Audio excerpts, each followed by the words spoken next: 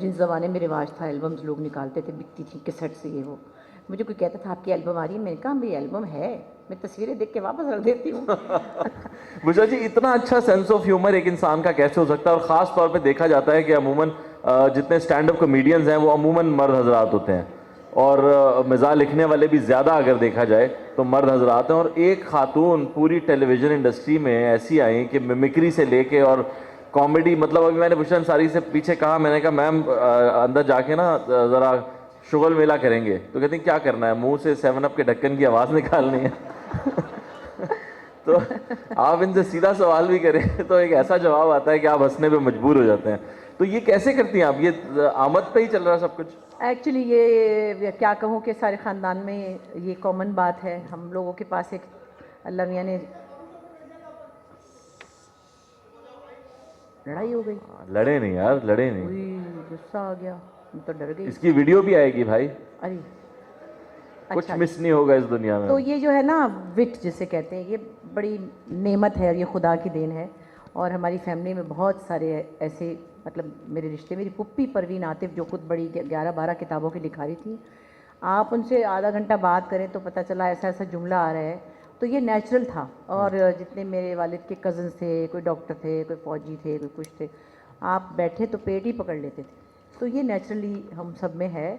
और मुझे लगता है गुजरांवाले के पास जो गांव है ना मेरे अब्बा का, एमनाबाद, वो बड़ा चिस्कोरा गांव है। उसकी वजह से, हालांकि मैं रही नहीं वहाँ, लेकिन वो ज़बान में वो चीज़ें एमनाबाद से आई हैं। और पंजाबी जुगत, पंजाबी जुगत समझना करना, सब म्यूज़िक, पंजाबी जुगत से बेहतर ह्यूमर मैं मुझे नहीं नजर आता पाकिस्तान में। मैं कहती हूँ ना कि मुझे दुनिया में अगर कोई हंसा सकता है तो सिर्फ सुहेल अहमद हंसा सकता है। क्या बात, क्या बात है। मुझे, क्योंकि हमारा हंसना ज़रा मुश्किल होता है। अभी पिछले दिनों मैं मीम्स देख रहा था, तो पंजाबी मीम थी, एक लड़का अपने वालिद साहब से पूछता है कि अब्बा जी मेरी कितनी उम्र हो गई है? कहते ने पुत्र 25-26 साल।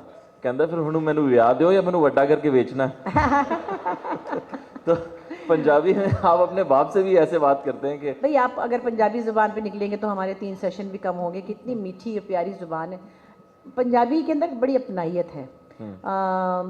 चाहे वो उसके फ्लेवर्स थोड़े मुख्तलिफ भी हों, चाहे वो जलंधरी पंजाबी हो, फैसलाबादी हो, लाहौरी हो, मुख्तलिफ किस्म की, लेकिन उसमें एक अजीब सी खिंच है जो कि जैसे हम बाहर जाते हैं तो हमें सरदार मिलते हैं ना, सरदार लोग मिलते हैं, फ़ैन होते हैं, तो वो बस ज़रा सी पंजाबी बोलने की देर है कि वो ऊपर ही चढ़ जाते हैं सारे। मोहब्बत का एक इतना खुला एक्सप्रेशन है इस ज़ुबान के अंदर। हर ज़ुबान का अपना एक अलग फ्लेवर है, अलग टेम्परामेंट है, लेकिन पंजाबी ज़ुबान तो मुझे लगता है, अब तो मैं देखती हूँ साउथ इंडियन फिल्मों में, AR रहमान की फिल्मों में भी पंजाबी गाने होते हैं। बिल्कुल ऐसा तो ही है। ये देखे ना कि जो वो उर्दू नहीं बोल सकता, हिंदी नहीं बोल सकता, वो पंजाबी गाने बना रहे हैं, बना भी रहे हैं और खुद गा भी रहे हैं, एक्सेंट भी अच्छा है तो उनका। वो चीज़ें बहुत, मेरा ख्याल है आपको समझ में आता है कि बड़ी अल्लाह ने स्ट्रेंथ दी है, लैंग्वेज की स्ट्रेंथ बहुत मज़े की होती है। अच्छा बुशरा जी, आप कॉमेडी तो करती रही हैं बहुत अरसा, हमने देखा 50-50 से लेकर और आंगन टेढ़ा और उसके बाद बारात सीरीज तक और अब भी। लेकिन अभी आपने रिसेंटली एक स्टैंड अप कॉमेडी शो किया अपना, उसका कैसा एक्सपीरियंस रहा आपका? देखिए वो स्टैंड अप, इसको मैं इसलिए नहीं कहती कि जो स्टैंड अप आजकल राइज है उसमें सब चीज़ों के नाम ले लिए जाते हैं, तमाम सामान्य तायुश का जिक्र आराम से कर लेते हैं सब लोग। तो वो मैंने जब देखा तो मैंने कहा नहीं नहीं नहीं, इसका नाम ये नहीं रखना हमें। खैर उसको आप स्टैंड अप ही कहते हैं, जब अकेले एक इंसान 1-1.5 घंटा लोगों से बगैर किसी स्क्रिप्ट के रोज़ाना बात करता हो और उनको हंसाने की कोशिश करता हो। एक्चुअली वो मुझे बहुत दिन से दावर महमूद कह रहे थे और मुझे नहीं लग रहा था कि लोग जमा हो सकेंगे, या हालात ऐसे होते हैं वैसे होते हैं, बीच में वो सब रिजीम चेंज और मसले मसाइल, और मैंने कहा नहीं और हाँ, नहीं और हाँ। फिर एक बात उन्होंने ऐसी कही, the power is a very talented director, उन्होंने ये कहा कि अगर ये पाकिस्तान में कोई फ़ीमेल कर सकती है तो आप कर सकती हैं, फिर इसको कभी कोई नहीं कर सकता। दूसरी, अगर आप कर लेंगी तो और भी शायद 4 लड़कियों को ये एक इनकरेजमेंट होगी। तो फिर यही था कि उसमें हमारे, क्योंकि मेरा पोर्टफोलियो नहीं है वो जिसमें कि ABCDF तक चली जाती है, मैंने कहा कि मेरे तो अपनी तरह का ही मैटर क्रिएट करना होगा। सो मैंने अपनी ही लाइफ से कुछ चीज़ें निकाल के, हमने 2-3 महीने बैठ के, पर मुख्तसर ये कि मैंने 1 से 1.5 घंटे एवरी डे 20 शो किए और लोगों को हंसते हुए देखा, शुक्र है। तो ठीक हो गया, बस एक मैंने अपने पर लगा लिया कि ये भी मैंने कर लिया। अच्छा, आपकी 2 साइड्स हैं बिल्कुल मुख्तलिफ। एक तो आप स्टैंड अप कॉमेडी भी करती हैं और हंसने हंसाने के लिए बहुत आपको देखा जाता है, और दूसरी तरफ आप इतना डार्क लिखती हैं।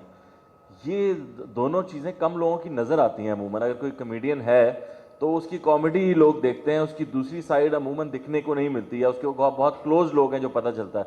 मगर आर्ट के ज़रिए उसको भी निकाल बाहर रखना, ये कैसे करती हैं आप? बस एक्चुअली कुछ भी करने के लिए आपको हर वक्त प्लान नहीं करना होता और बहुत सी चीज़ें अनप्लान्ड हो जाती हैं। लिखने का जैसे कि मैं अगर गाने की बात करूं तो गाना मैं सीरियसली ही गाती थी शुरू में, फिर बाद में कहीं वो तायरा सैयद की कॉपी होगी तो उसमें फ़न आ गया, फिर वो पैरोडीज़ वाली चीज़ चलने लगी, मैंने तो नहीं सोची थी कभी। फिर मैं बीच में सेमी क्लासिकल गाने भी गाती थी, तो गाने में मैं तो अपनी तरफ से अपने आपको पता नहीं क्या ही समझ रही थी, मैं तो सीरियसली गा रही थी। अब वो मैंने फिर देखा कि भाई सीरियसली गाने के लिए आपको इतनी रियाजत करनी पड़ती है, जो वक्त देना पड़ता है वो मैं नहीं दे पाई, तो लिहाजा फिर दूसरी चीज़ें। खैर इसी तरह चलते चलते ड्रामाज में भी ये था कि मेरी एक लुक थी, यंग थी, तो चलो हीरोइन टाइप शक्ल होगी थोड़ी बहुत। हालांकि उस वक्त ही मैंने आंगन टेढ़ा किया था जब मैं 26 साल की थी ना, आई वॉज 26 जब मैंने आंगन टेढ़ा किया था। 2 साल पहले किया आपने? हाँ, 2 पिछले गर्मियों में पिछली। तो वो फिर होते होते मज़ा आने लगा कि मुख्तलिफ फ्लेवर्स का भी। और एक चीज़ मैं कहूँगी जो बड़ी समझिए क्लेवर स्टेटमेंट है, मुझे लोगों को चौंकाने का मज़ा आने लगा। वाह। वो शायद मैं इसीलिए बदल बदल के काम करती रही अब तक आपके सामने। सो सीरियस भी और कॉमिक भी, दोनों चीज़ें। अच्छा, म्यूजिक को आपने सीरियसली, काफी सीरियसली लिया, और आपके यहाँ गाने को बड़ा अच्छा बिल्कुल, मजे के हमारे साथ। घर में बड़ा म्यूजिकल और लिटरेरी माहौल था, और मैं कहती हूँ हमारे घर में 3 स्पोर्ट्स थी, म्यूजिक, लिटरेचर और ह्यूमैनिटी। वाह वाह वाह, क्या बात है।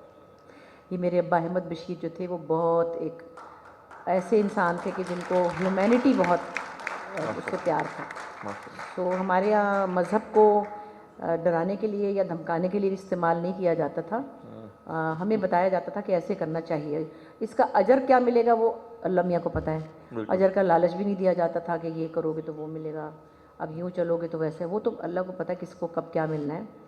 लेकिन ये 3 चीज़ें ज़रूर थी हमारे घर, स्पोर्ट्स नहीं थी, ये 3 बिल्कुल भी चीज़ें नहीं। थी। हाँ, सो उस वजह से म्यूज़िकल माहौल तो बहुत शदीद था, और एक तरह से लिटरेरी माहौल भी था, जिसको कि मैं समझती हूँ मेरे जैसी कोई अनपढ़ जाहिल थी कि मैं उससे इतनी ज़्यादा इस्तिफ़ादा नहीं हासिल कर सकी। हालांकि मैंने कोई 10 से 11 सीरियल लिखे हैं और 50 से ज़्यादा लॉन्ग प्लेज भी लिखे हैं, लेकिन वो उसको मैं कोई ऐसी राइटिंग नहीं कह सकती कि जिसमें और कितना इस तरह फायदा की उठाना महफिल चाह में रही थी आप? हैं। और कितना फायदा उठाना चाह रही थी? नहीं, मतलब इसको मैं लिटरेचर से दिलचस्पी रखने वाले लोगों के लिए कोई इतनी बड़ी तोप नहीं है, यहाँ बहुत ज़्यादा पढ़े लिखे लोग बैठे हैं।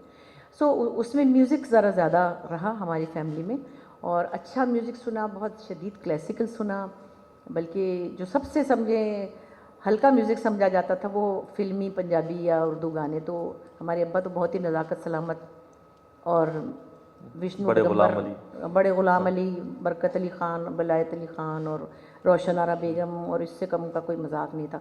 एक दफ़ा सॉरी टू से, हालांकि हम सबके बड़े पसंदीदा हैं हबीब अली मोहम्मद साहब, तो उनका वो गाना आ रहा था कोई उस वक्त जो मशहूर था, हमने अपने अब्बा से मजाक करने की कोशिश की। मैं कहा अब्बा बड़ा अच्छा गाना है, तुसी सुनो ज़रा।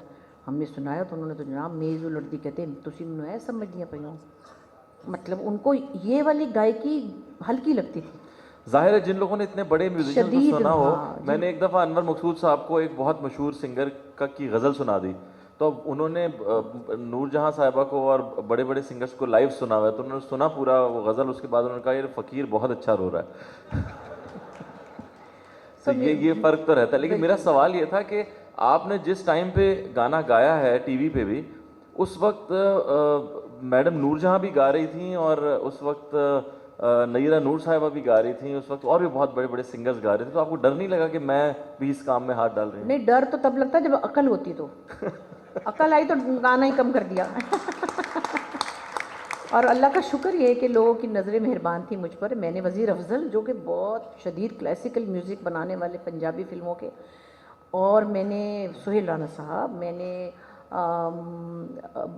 यहाँ पे जितने कंपोज़र थे, मुजाहिद हुसैन साहब, न्याज साहब, करीम शहाबुद्दीन, सारे बड़े कंपोज़र्स के साथ मैंने मतलब बाकायदा ही गाया है, बाकायदा ही। और मैं मुड़ के देखती हूँ तो मैं समझती हूँ उनकी बड़ी मेहरबानी थी। बल्कि एक मज़े की बात आपको बताऊँ, उस्ताद नज़र हुसैन जिनको कि हम बहुत मानते हैं और बहुत मुश्किल गायकी है उनके, बड़े खूबसूरत उनका जो भी स्टाइल है वो आसान नहीं है उनको गाना। मैडम की बहुत सी गज़लें उन्होंने बनाई। तो मैं लाहौर गई, लाहौर टेलीविज़न पे एक दफ़ा, तो हमारे दोस्त हैं अयूब खावर, शायर भी हैं बहुत अच्छे और डायरेक्टर भी हैं, उन्होंने मिलाया उनसे मुझे, तो बड़े प्यार से शफ़क़त से मिले, उस्ताद नज़र हुसैन साहब। तो मैं यूँ थी ना उनको देख के कि मतलब मैं अरे ये मतलब क्या, तो उन्होंने वैसे ही बेचारों ने कह दिया होगा कि आप भी आएँ, मैं आपको गवाऊँगा। मेरी तो आंखें ना फटी रह गई। मैंने कहा नहीं नहीं नहीं नहीं, मैं तो नहीं। कहने की नहीं क्यों? मैंने कहा आपके गाने, आपका गाना गाना आसान नहीं, मैं ख़राब कर दूँगी ना।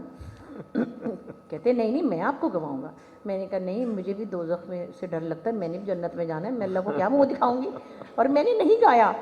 वो आदमी मुझे कहते रहे तुम इतनी बेवकूफ़ हो, यूँ खबर कहते तुम वो गवा देते। मैंने कहा नहीं, मगर मेरा भी कोई ज़मीर है आखिर, मैं नज़र साहब का गाना ख़राब करके अल्लाह को क्या मुँह दिखाऊँगी। तो जब समझ ज़्यादा आ जाए ना, ये भी बड़ा मसला है। अच्छा, ना समझी का आपका एक और किस्सा भी, वैसे तो काफ़ी हैं लेकिन एक किस्सा और है कि आपने मैडम नूरजहां जी को उन्हीं का गाना सुनाया था। हाँ हाँ, तो मैं बड़े आराम से सुनाती थी उनको, वो भी मज़े से सुन रही होती थी। किस तरह से वो भूल जाती थी ना, हज़ारों तो गाने गाए थे। और मैं बैठी उनको कहती हाय आपका वो गाना, आपका वो, किस तरह करके सी मैं शुरू हो गई। एयरपोर्ट पे हम बैठे हुए थे, उज़मा गिलानी साहिबा भी थी। हाय, उन्होंने कहा तेरी बड़ी ज़रूरत है, तू ना मुझे ना ये गाने सुना रही है। मैं कहा वो कह रही है तो मैं क्या कर सकती हूँ ना। तो वो बचपना था। लेकिन अच्छा, वैसे जब आपने मैडम का ही गाना सुना दिया तो हमें सुनाने में क्या एतराज़ है?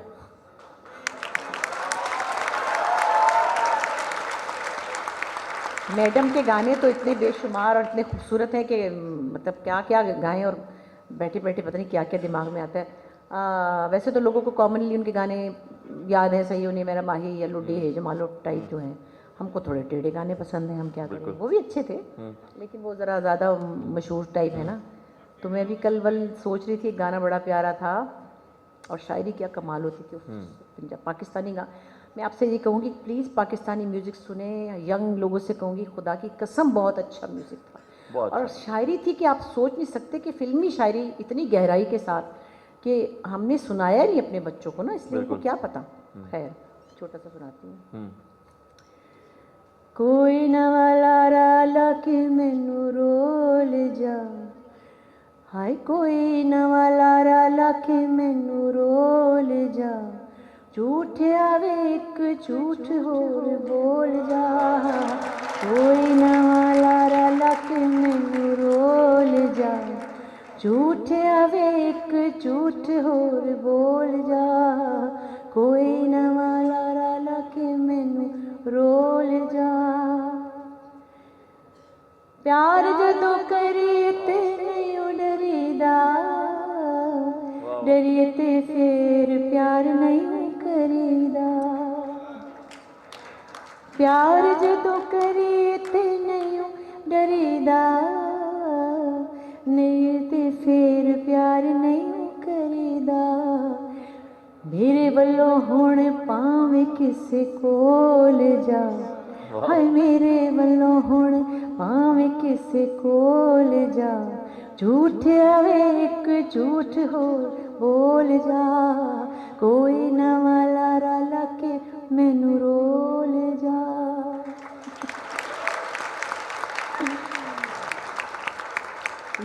ये आम फिल्मी गाने होते थे, ये सुने हुए हम। और हमें सुनने में ऐसा लग रहा है कि आपने रियाजत कभी छोड़ी नहीं है। कुछ भी नहीं, हैं? कभी रियाज से मिली नहीं। ओहो ही रह गया बस। बाल एक बाल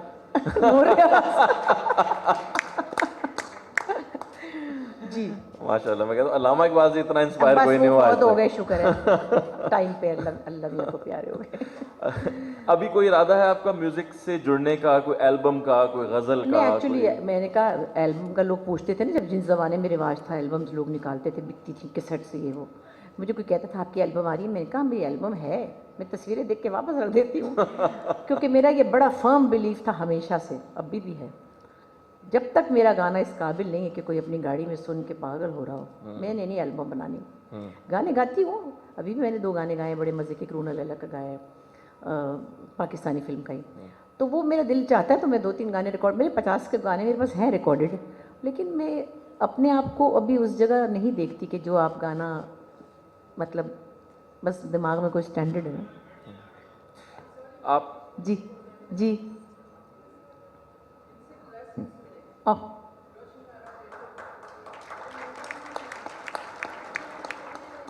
शहरियार जैदी साहब बैठे हैं, चौधरी साहब की हाल है।